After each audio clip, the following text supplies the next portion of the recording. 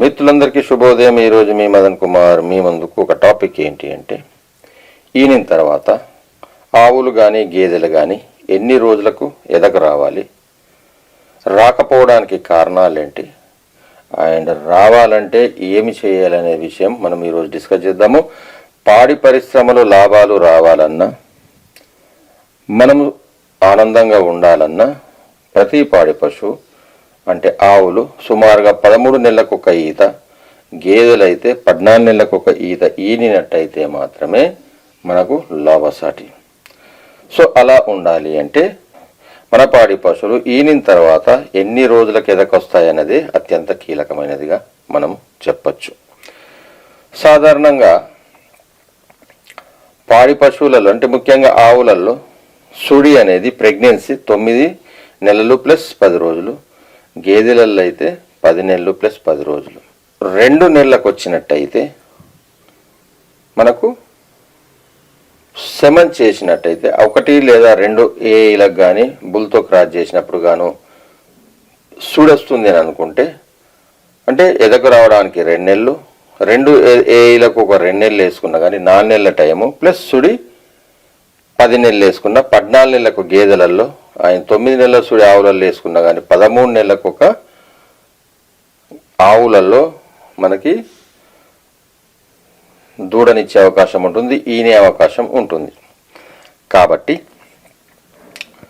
ఎదకు ఖచ్చితంగా మనకి 2 నెలల లోపట 2 నెలలకు ఈనిన తర్వాత 2 నెలలకు ఎదకు రావాల్సిందే. మరి శాస్త్రీయంగా సైన్స్ ఏం చెబుతుంది అండ్ రీసెర్చ్ స్కాలర్స్ ఏం ఫిక్స్ చేసినారంటే, ఒకవేళ మన పాడి గేదె ఆవు కానీ గేదె కానీ ఆరోగ్యంగా ఉన్నట్టయితే ఖచ్చితంగా 45 రోజులకు ఎదకు రావాలి అని చెప్తారు. మరి 45 రోజులకు ఎదకు వచ్చినప్పుడు మనము సెమన్ చేయించద్దా అని అనుకున్నట్టయితే ఖచ్చితంగా చేయించాలండి. చాలా మిత్రులు వదిలేస్తున్నారు, అటు వదిలేయకూడదు. రావడమే గొప్ప కాబట్టి ఖచ్చితంగా సెమన్ చేయించాలి.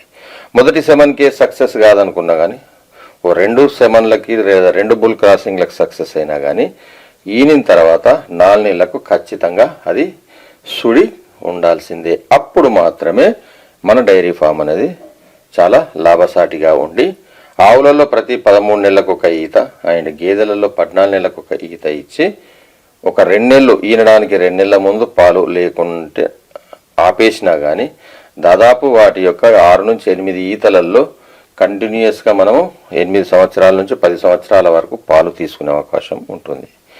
ఇది యాక్చువల్గా లాభసాటిగా ఉండే డైరీకి ఉండాల్సిన పద్ధతి. బట్ ఎన్ని డైరీ ఫామ్స్ ఈనిన తర్వాత 2 నెలలకు ఎదకొచ్చి ప్రతి 13 నెలలకు 14 నెలలకు ఒక ఈత ఈనుతున్నాయనేది మన పాడిమిత్రులు ఆత్మ విమర్శ చేసుకోవాలి. మరి ఈనిన తర్వాతనే ఎందుకు మరి రావడం లేదు, చాలా డైరీ ఫామ్లలో రావడం లేదు, కారణాలు ఏంటి అని చూసినట్టయితే, జనరల్గా ఈనిన తర్వాత మనకి గర్భసంచి చాలా పెద్దగా ఉంటుంది. అంటే 30 నుంచి 40 కేజీల దూడను మోసింది కాబట్టి చిన్నగా ఉండాల్సిన గర్భసంచి చాలా పెద్ద సైజు అవుతుంది. దూడ బయటకు వచ్చిన తర్వాత అదంతా మామూలు సైజు రావడానికి కనీసం 30 రోజులు పడుతుంది. దాన్నే ఇన్వల్యూషన్ ఆఫ్ ది యూటరస్ అంటారు. సో ఆ పీరియడ్లో ఎదకు రావడం అనేది చాలా కష్టం కాబట్టి 30 రోజులు మినిమం టైం తీసుకుంటుంది. కానీ శాస్త్రీయంగా 45 రోజులకు మాత్రం ఎద ఖచ్చితంగా వచ్చే అవకాశం ఉంటుంది. అంటే ఇన్వల్యూషన్ పీరియడ్ 30 రోజులే కాబట్టి ఆ 45 రోజులకు ఎదకు రావాలి. కానీ ఎప్పుడైతే ఈ నార్మల్ సైజు రావడం లేట్ అవుతుందో అప్పుడు మాత్రం మనకు ఎదకు రావడం కూడా లేట్ అవుతుంది.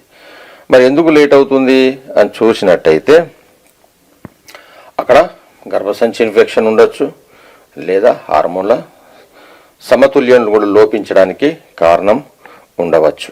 కాబట్టి మనము ఈ విషయంలో ఈనిన తర్వాత మనము చాలా జాగ్రత్తగా ఉండాల్సిన పరిస్థితి ఉంటుంది. అండ్ అంటే ఇన్వల్యూషన్ లేదా గర్భసంచి నార్మల్ కావడం అనేది చాలా కీలకం కాబట్టి మనము అది ఆరోగ్యంగా ఉండాలి అండ్ ఇన్వల్యూషన్ తొందరగా జరగాలి అనేది ఇక్కడ పాయింట్. రెండోది, అధిక పాలిచ్చే పాడి పశువులలో హార్మోన్ల సమతుల్యం లోపిస్తుంది. ప్రజెంట్ పాలు దిగుబడికి పాలు ఉత్పత్తి కావడానికి ప్రొలాక్టిన్ హార్మోన్ కావాలి అండ్ ఎదకు రావడానికి ఈస్ట్రోజన్ హార్మోన్ కావాలి. సో ఈ 2 వ్యతిరేకం. పాలు ఎక్కువ వచ్చినప్పుడు ప్రొలాక్టిన్ ఎక్కువ ఉంటుంది కాబట్టి ఈస్ట్రోజన్ తక్కువ ఉంటుంది కాబట్టి ఎదకు రాకపోవడానికి అవకాశం ఉంటుంది. కాబట్టి ఇది కూడా ఒక కారణం. మరి దీని కొరకు ఏం చేయాలనేది నేను మీకు వైద్యం తర్వాత చెప్తాను. అండ్ మూడోది అత్యంత కీలకమైనది గర్భసంచి ఇన్ఫెక్షన్. సో యూట్రస్ ఇన్ఫెక్షన్ లేదా ఎండోమెట్రైటిస్ అంటాము. ఈనేటప్పుడు దూడ బయటకు వచ్చేటప్పుడు కొంచెం గర్భసంచి ఇంజూరీ కావచ్చు, దానిలో ఏమైనా చిన్న చిన్న స్క్రాచెస్ వచ్చి ఇన్ఫెక్షన్ అయ్యే అవకాశం ఉంటుంది. కాబట్టి ఇన్ఫెక్షన్ అయినా కూడా మనం ఇంతకుముందు అనుకున్నట్టు ఇన్వల్యూషన్, గర్భసంచి చిన్న సైజు రావడంలో అబ్స్ట్రక్షన్ ఉంటుంది, ఎదకు రావడంలో అబ్స్ట్రక్షన్ ఉంటుంది. ఈ 3 కారణాల వల్ల వెంటనే ఎదకు రావకపోవచ్చు. మరి ఏం చేయాలని చూసినట్టయితే ఈనిన వెంటనే గర్భసంచి ఇన్ఫెక్షన్ కంట్రోల్ చేయడానికి మనము యూట్రాబోలస్ లేదా నైట్రాఫ్యూరియా బోలస్ ఇలా చాలా ఉన్నాయి. నైట్రోఫురోజోన్ పెసరిస్ అంటారు వాటిని, టాబ్లెట్లు కాదు. వాటిని గర్భసంచిలోకి మనం రోజుకు 2 నుంచి 4 టాబ్లెట్లు వరుసగా 3 రోజులు ఇచ్చినట్టయితే గర్భసంచి ఇన్ఫెక్షన్ రాదు. తద్వారా మనకు ఇన్వల్యూషన్, అదే గర్భసంచి నార్మల్ అవ్వడమే కాకుండా ఇన్ఫెక్షన్ లేకుండా ఉండడం వల్ల తొందరగా ఎదకొచ్చే అవకాశం ఉంటుంది.